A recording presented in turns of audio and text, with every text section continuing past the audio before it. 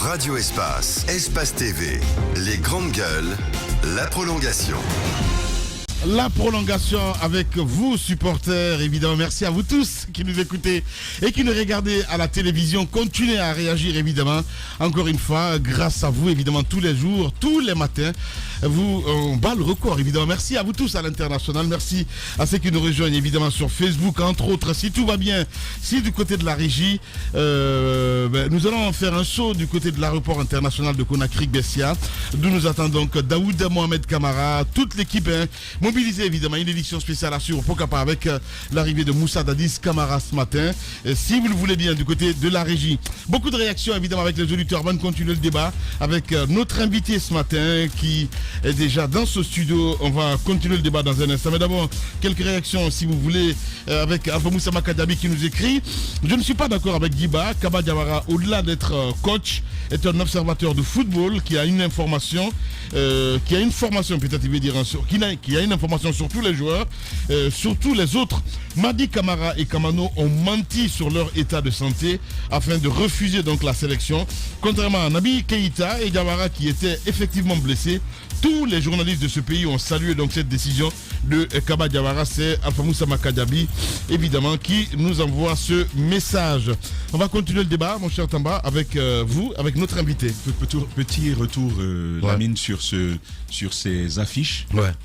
On y est allé très très vite, mais il faut que les Guinéens comprennent la gravité de ce qu'on a, de ce qui se passe dans notre société. Oui.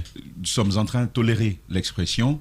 Le pays et nos mœurs sont en train de partir en couille, comme on dit, dans ce pays-là. Lamine, imaginez la gravité de cette situation où des enfants, dont le plus âgé n'a que 18 ans, tous les autres sont entre 16, 15 et 14 ans, qui se permettent de créer, et il faudrait que tu souffres de réentendre ça, de créer, de concevoir une telle soirée.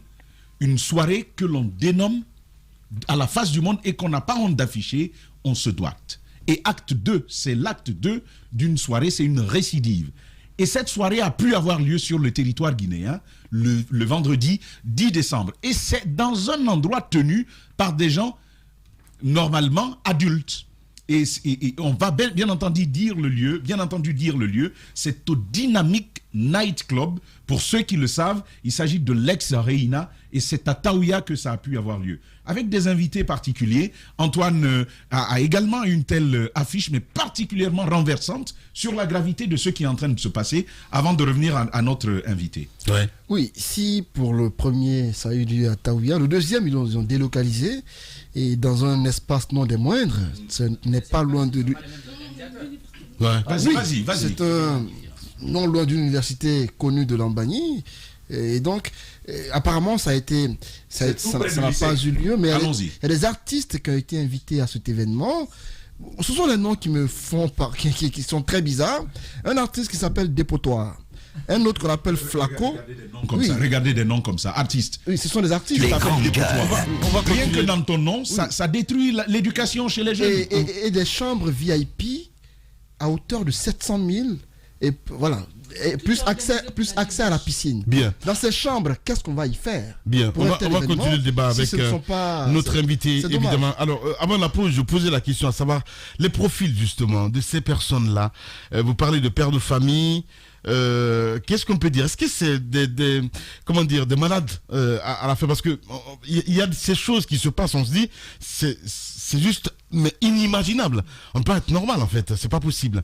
Les profils justement, parlons-en. Au fait, les présumés violeurs que nous recevons le plus souvent, après avoir échangé avec ces présumés, il y en a qui nous disent: ah, j'ai pris telle molécule. Ah, j'ai bu la nuit. C'est ce qui a fait. Donc, nous nous sommes intéressés sur ce piste-là. Nous sommes entrés en contact avec le médecin légiste parce que nous ne sommes pas spécialistes en la matière. Effectivement, c'est les aphrodisiaques que certains d'entre eux utilisent, qui les mettent dans cet état de fait. Parce qu'il y a un exemple qui s'est passé, les dames balayeuses qui sont souvent au petit matin vers Ignazine, qui balaient la rue. Il y a un présumé violeur qui a couru de la maison pour aller se jeter sur la femme, lui arracher son pagne. Incroyable. Et lorsque c'est à travers d'une clameur publique que notre équipe s'est rendue sur les lieux pour mettre main sur le présumé violeur. Nous lui avons demandé, il nous a dit, j'ai pris un comprimé d'aphrodisiaque là, c'est ce qui m'a rendu comme ça. Je ne savais pas comment satisfaire mon besoin. Excusez-moi. Donc, c'est que nous nous sommes rendus compte qu'il y a beaucoup de cas comme ça. Est-ce que c'est ce qui explique aujourd'hui le fait que parmi les violeurs, on retrouve aussi beaucoup de mineurs? Parce qu'il y a le cas de l'abbé récemment, ce sont 3 gamins qu'on a accusés de viol. Est-ce que c'est l'utilisation de ces drogues qui peuvent expliquer cela? Oui, à notre niveau, parce que nous échangeons avec ces présumés violeurs en prenant leur audition, en faisant leur audition, ils sont tenus obligés de nous parler. Donc, il y a non seulement l'alcool, mais il y a aussi la prise de certaines molécules qui ne sont pas contrôlées par le ministère de la Santé. Il y a des adultes qui ne sont pas drogués, qui sont conscients. Oui, il y en a qui sont très conscients, normal. Bien. Normal. La directrice de l'OPROGEM, notre invitée ce matin chez les GG. Allez-y, Yaya. Madame, est-ce que dans vos services, vous disposez des psychologues, des sociologues pour vous aider un peu à échanger, à accueillir ces personnes-là avant de les transférer au niveau du procureur ou de tribunal? Nous n'avons pas de psychologue au niveau de l'OPROGEM, mais nous sommes en contact avec Dr Barry, qui est le psychologue qui échange souvent avec nous, qui a organisé même une formation à la matière pour pouvoir doter le personnel de l'OPROGEM à ce sujet. Bien. Allez-y. Mais parce que l'intérêt du pays, on en parle. Justement, moi, je veux creuser sur cette piste-là. Ça n'a rien d'étiquette, mais je veux comprendre, est-ce que il y a une répartition inégalitaire sur le territoire national? Est-ce qu'il y a des zones où il y a plus de viols que d'autres? Je ne parle pas que de régions, mais de localités où il y aurait plus de viols que d'autres. Oui, à ce sujet, nous avons fait des histogrammes l'année dernière parce que pour cette année, nous avons seulement collecté du mois de janvier au mois de septembre, les 3 mois, nous sommes là-dessus maintenant. Nos représentants régionaux et préfectoraux sont en train de nous envoyer les statistiques. Mais l'histogramme que nous avons eu l'année dernière, Conakry occupe le premier rang. Selon l'histogramme, Conakry occupe le premier rang. Après Conakry, c'est Mamou. La région de Mamou. La région de Mamou. Ok. Qui occupe le second plan. Bien. Ok. Et est-ce qu'il y aurait d'autres, au-delà de la région de Mamou, qui viendraient après? La question, finalement, en posant ces questions, c'est, par exemple, qu'est-ce qu'il y a de commun entre Conakry et Mamou qui fait que la recrudescence du viol est plus fichée là-bas? Cela veut dire que c'est parce qu'il y a beaucoup plus de dénonciations à Conakry qu'à Mamou.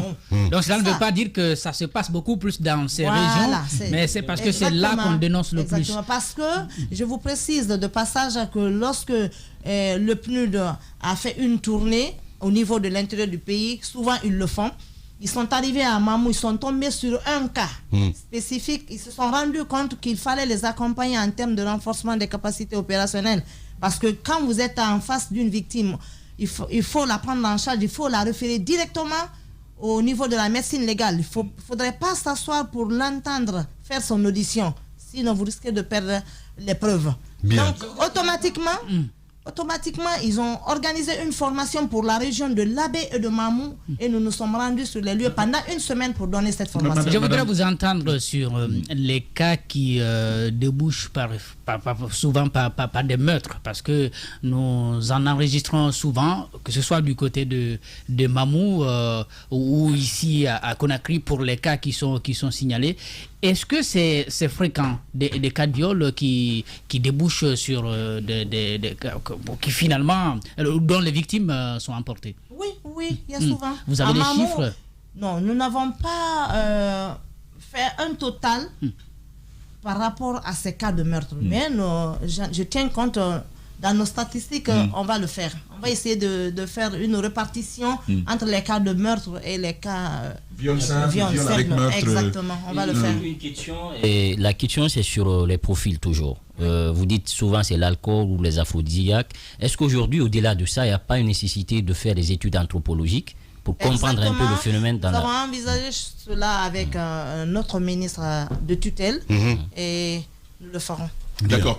Par comparaison à l'an dernier, quelle est la progression du phénomène en termes de chiffres? Je ne demande pas d'être précise, d'être d'une précision de compas, mais est-ce que vous observez l'évolution? Est-ce que le viol est en baisse en termes de chiffres ou est-ce qu'il est en hausse?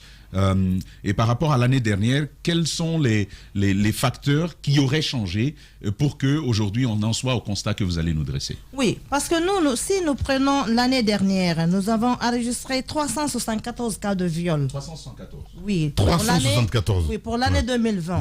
Mais aujourd'hui, pour l'année 2021, que je détiens, nous avons enregistré 199 cas du 1er janvier au 30 septembre. D'accord. Cela veut dire que c'est les 9 mois. Il reste les 3 mois. Nous sommes sur la collecte.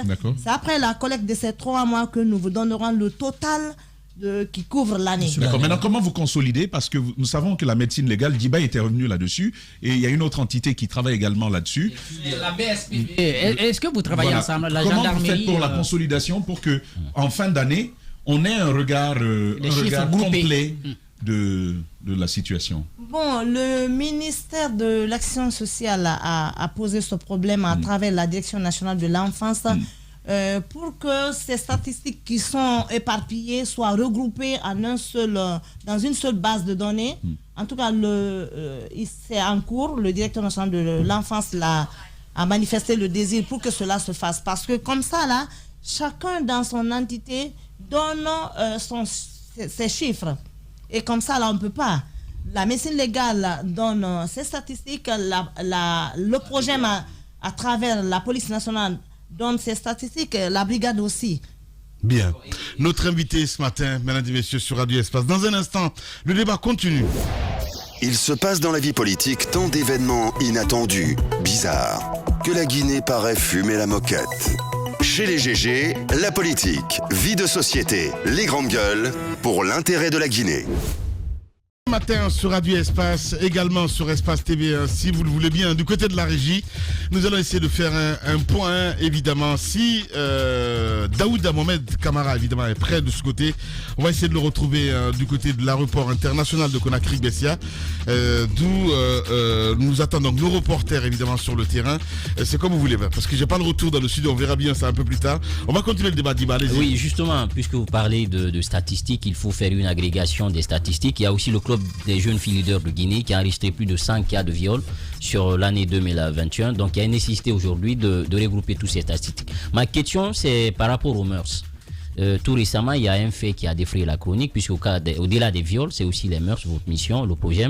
C'est le cas Baïdi Haribo, avec cette image qui a fuité. On a vu une communication qui a été faite.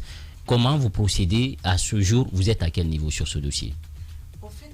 Nous attendons à ce que monsieur... Vous allez parler dans le micro, madame. Okay. Ouais, allez-y.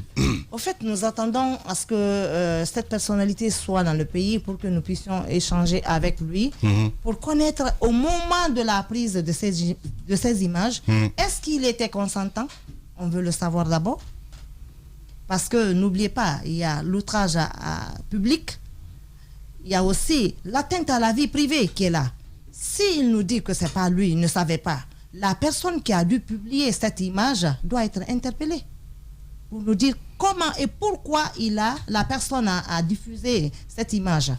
Je n'affirme rien d'emblée, mais des rumeurs et des informations qu'on a pu glaner ça et là, on nous dirait la présumée auteur de cela vivrait en dehors du territoire guinéen. Dans ce cas de figure, quels sont les leviers sur lesquels vous pouvez agir? Quels sont les instruments dont vous disposez qui vous permettent justement d'inquiéter ce type de personnes? N'oubliez pas que nous avons l'Interpol, la police internationale. Justement. Voilà. Quelles sont vos interactions? Quand, à ce cas précis, nous avons enregistré des cas d'enlèvement. Nous avons intercepté une dame avec les enfants, 17 enfants à bord d'un véhicule. La dame était en partance sur le Nigeria. Nous l'avons interceptée, mais elle était de nationalité léonaise avec tous ses enfants.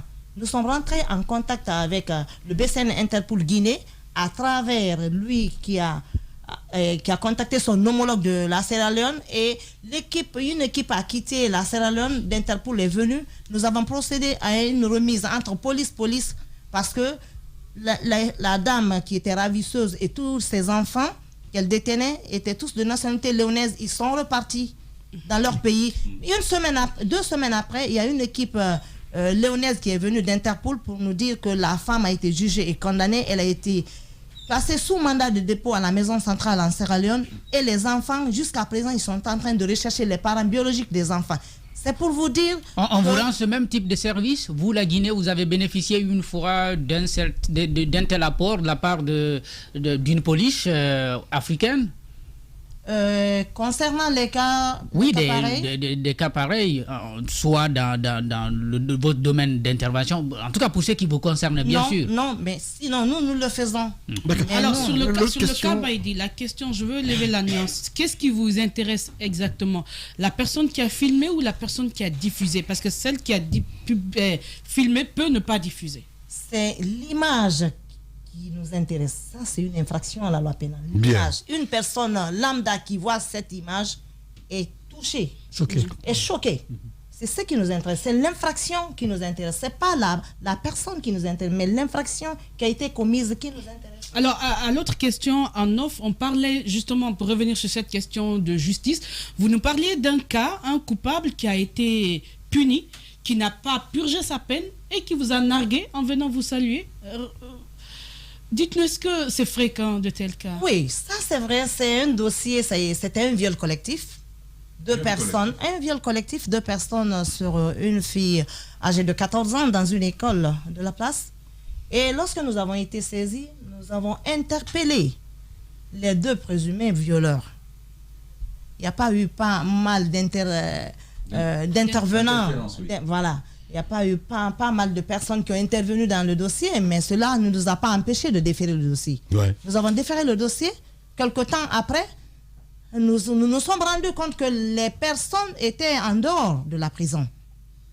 Nous avons attiré l'attention de l'ONG MDT, parce que nous travaillons souvent avec les ONG. Le MDT, c'est le même droit pour tous, qui font souvent l'accompagnement judiciaire et juridique des cas dont nous sommes saisis. Nous n'avons pas un droit de regard sur ce que la justice fait. D'accord. Donc, allez-y.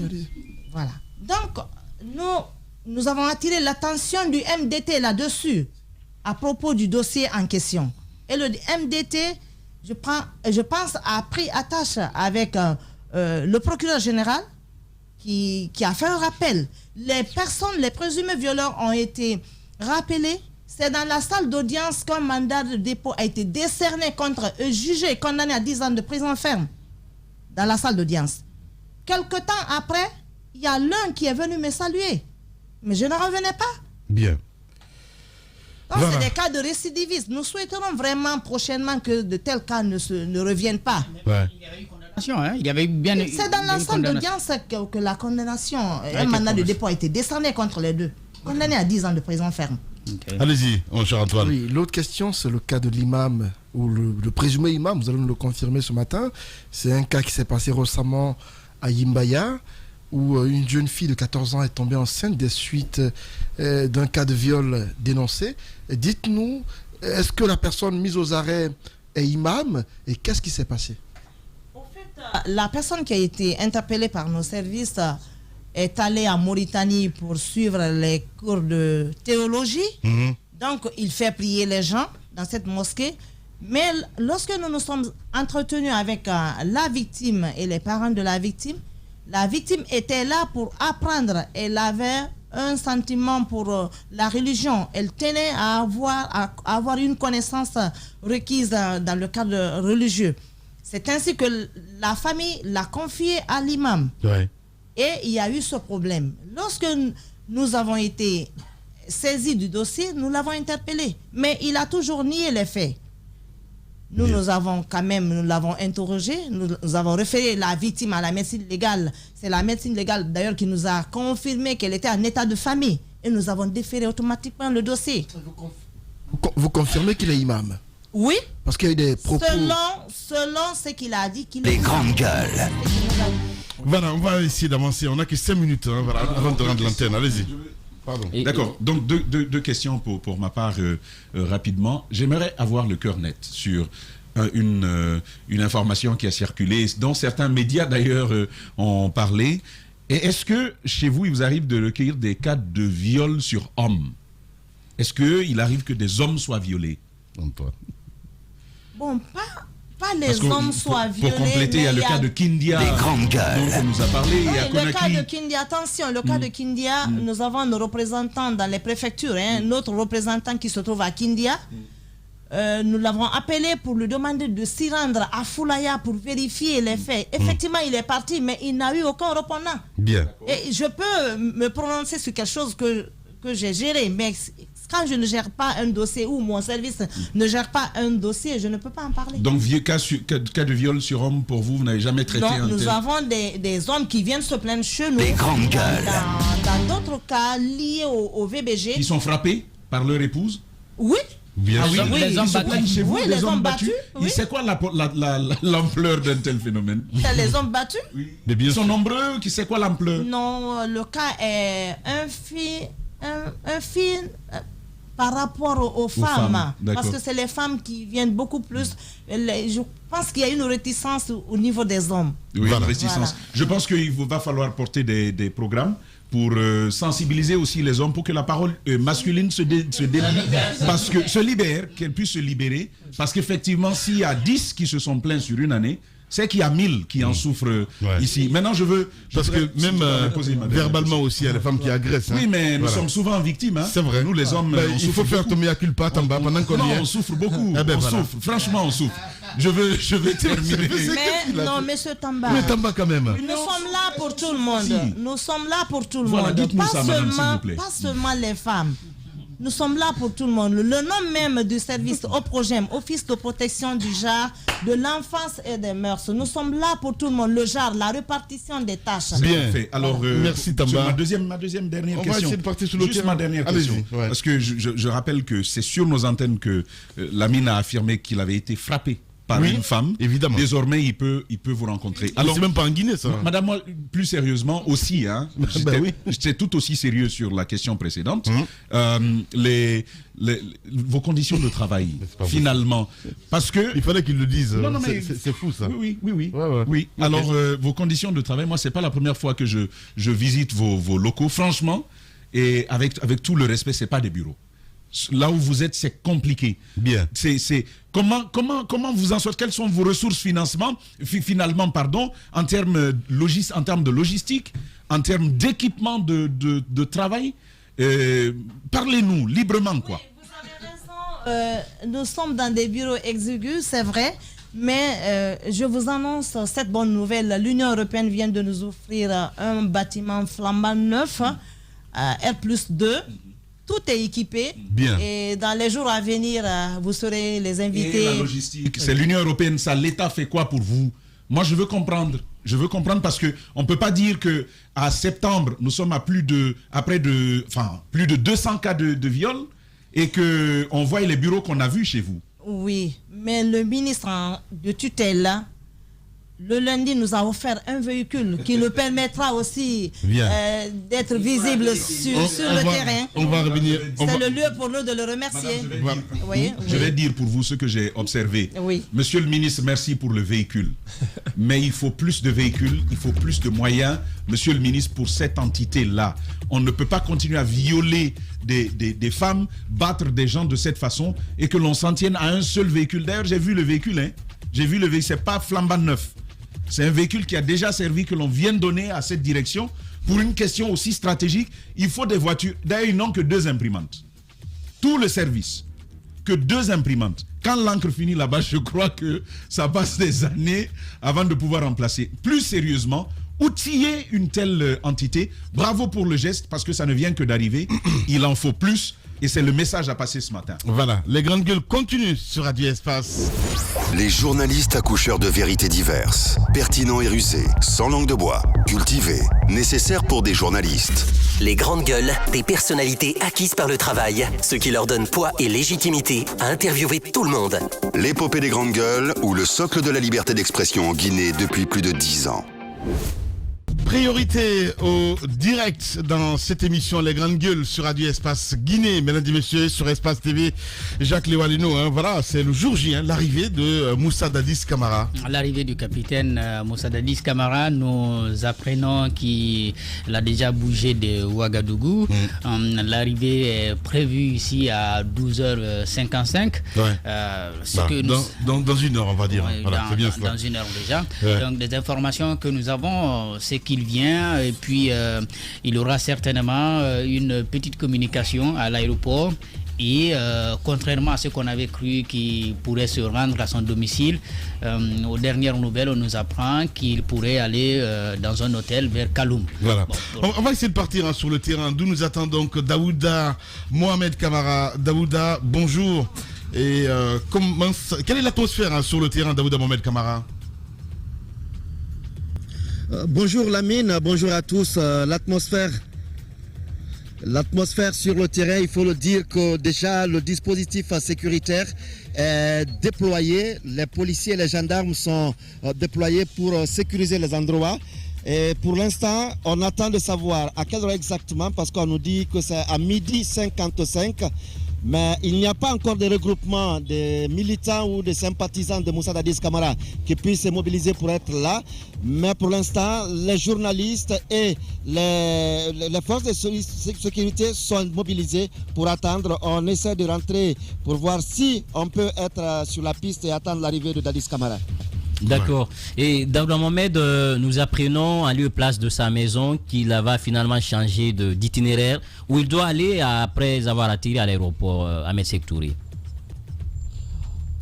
Oui, il était prévu pour l'Ambagné, mais je crois pour des questions stratégiques, il va être désormais du côté de Kaloum. À l'hôtel de Kaloum, c'est là-bas il va être reçu. Et on ne sait pas pour combien de temps, mais pour l'instant, il n'ira pas à l'Ambagné, il va aller à Kaloum. Voilà. Alors, Daouda Mohamed Camara, donc du côté de l'aéroport international de Conakry. Allez-y, Yaya. Alors, sur le protocole, est-ce que vous avez une idée des personnes qui seront proches du capitaine au niveau de l'aéroport ou du côté des officiels guinéens? Est-ce qu'il y aura des officiels guinéens? Bon, pour l'instant, on n'a pas de nouvelles par rapport aux officiels guinéens. Mais le comité d'organisation de l'accueil de Moussa Dadis Camara, les éléments, on les répertorie déjà sur le terrain parce qu'avec les t-shirts qu'on les voit, et ça écrit bon retour à vous, capitaine Moussa Dadis Camara. Mais pour les officiels, pour l'instant, aucun n'est signalé. Mais peut-être qu'ils viendront, les officiels du côté militaire peut-être. Alors, mon cher Daouda, Jacques le disait tout à l'heure en studio, Moussa Dadis Camara devrait atterrir autour de 12h55 minutes. Il devrait prendre la parole. Est-ce que vous confirmez cette information-là de la part de son comité d'accueil, le comité d'organisation de son accueil? Oui, effectivement, à peine arrivé, j'ai essayé de joindre un des organisateurs qui me dit de l'attendre, il va me rencontrer tout à l'heure. Mais pour l'instant, tous les journalistes sont hors de la cour. On attend de savoir comment on va nous introduire pour accueillir Moussa Dadis Camara. Pour l'instant, rien ne nous est dit. Allez-y, Antoine. Juste des précisions sur le dispositif sécuritaire sur place. D'abord, vous nous apprenez qu'il n'y a pas de mobilisation sur les lieux. Est-ce une interdiction qui est faite ou est-ce parce que les populations ou les militants de Dadis ont refusé de venir carrément? Bon, je ne saurais vous dire si les militants ont refusé ou pas, mais pour l'instant, on a vu que quelques éléments dehors qui étaient là avec les t-shirts de bon retour Dadis. Les forces de sécurité sont là, mais on ne touche à personne. On interdit juste la rentrée de tous dans la cour de l'aéroport, mais pour l'instant, on ne peut pas vous dire est-ce qu'il a été interdit d'être là ou pas. Voilà, au moins c'est clair. Allez-y, il y a peut-être dernière question? Non, voilà. Ça va. Merci en tout cas Daouda Mohamed Camara, vous nous rappelez quand vous voulez. Et puis pourquoi pas une édition spéciale à suivre sur Radio Espace et aussi sur Espace TV. Daouda Mohamed Camara à l'aéroport international de Conakry-Bessé avec nos équipes techniques évidemment, Nalaï Sidibé et allez-y. L'aéroport Ahmed Sékou Touré. Oui, c'est ça. Voilà. Bah oui. Ahmed Sékou Touré, voilà, c'est bien ça. Voilà, donc, ils ont finalement écrit tout le nom de Sékou Touré. Au départ, c'était AST. On a vu des voix qui se sont élevées pour dire qu'il faut écrire tout le nom. Ça a été écrit, d'autres personnes demandent de mettre l'accent aigu sur le Touré. Voilà, merci à vous tous, merci madame en tout cas d'être passée ce matin. Peut-être un dernier message pour... Vous avez une question Allez-y. Alors, je disais que le problème de viol, des problèmes de société comme ça, dans certains pays avancés, souvent c'est dans les universités qu'ils viennent trouver solution en formulant des questions de recherche et demander des étudiants de faire des mémoires là-dessus. Alors, j'aimerais savoir, est-ce que vous travaillez dans le cadre de la formation? Je pense que la formation fait partie de vos missions. Est-ce que vous collaborez avec les universités? Est-ce que vous travaillez avec des centres d'études? Ou bien vous envisagez de le faire? Voilà. Exactement, je m'attendais à cette question. Nous envisageons de faire la sensibilisation, faire des tournées, des caravanes dans les lieux publics, dans les universités, dans les établissements publics, pour pouvoir sensibiliser, parce que le cas de ces enfants-là, c'est des infractions qui sont nouvelles chez nous. Oui. On ne connaissait pas cela.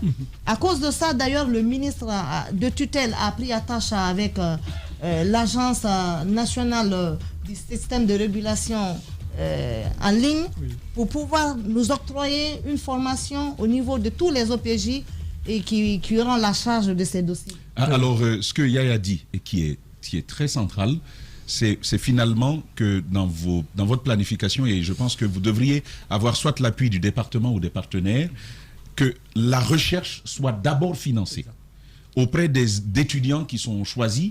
Et ça leur donne même l'opportunité d'un stage auprès de vos services. Ceux qui sont choisis de bonne qualité, avec des thèmes prédéfinis, ils vont travailler là-dessus, c'est financé. Et puis après, justement, les recommandations vous parviennent. Ça peut être très intéressant pour améliorer la compréhension du phénomène global des violences basées sur le genre en Guinée. D'accord. Voilà, madame, merci beaucoup en tout cas d'être passée ce matin. C'est à moi de remercier toute l'équipe des GG. Voilà. Merci à vous tous. Grand merci à Amadou Sow qui a réalisé l'émission ici à la radio. Grand merci à notre ami Alassane Diallo Papoutou, l'homme de nuit, à Nalaï Sidibé, à Ibrahim Assouri Bangoura, évidemment le sorcier de la maison. Bangoura, merci à vous tous. Merci à nos équipes en région. Dans un instant, vous avez rendez-vous à midi, évidemment, avec l'équipe d'Antoine Kourouma. À midi 30, une édition spéciale sur nos antennes, Espace TV, Radio Espace, avec l'arrivée de Moussa Dadis Camara sur nos antennes. Prenez soin de vous. À demain. Au revoir.